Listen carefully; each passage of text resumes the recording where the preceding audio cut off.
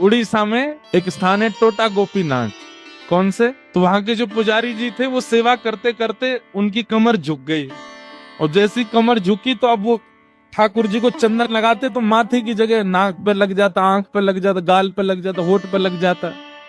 दर्शनार्थी बोलते, पुजारी जी देखो, गोपीनाथ जी की आंख पे चंदन लगा दिया आपने, गाल पे लगा दिया, मुंह पे लगा दिया। उनको बड़ी पीड़ा होती। मन में सोचने लगे अब एक काम करता हूँ कि मैं एक पुजारी रख लेता हूँ, मुझसे तो सेवा होती नहीं, कमर झुक गई मेरी। पुजारी जी जैसे ही मंदिर में आए और सेवा के लिए प्रस्तुत हुए, एक दिन की सेवा पुजारी जी ने कर दी।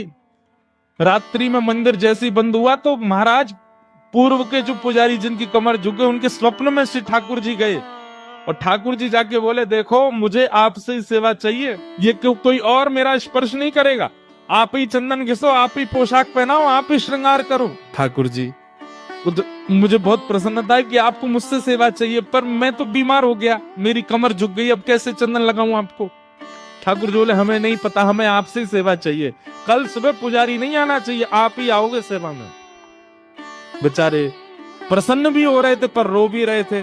प्रसन्न इसलिए हो रहे थे, बताओ ठाकुर जी को मेरे हाथ से सेवा चाहिए, रो इसलिए रहे थे कि मैं सेवा कर नहीं पाता।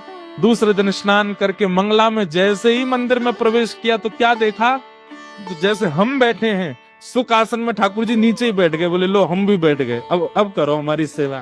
तो उनका नाम पड़ गया टोटा गोपीनाथ। पर एक टोटा गोपीनाथ है जहां बैठे हुए ठाकुर जी।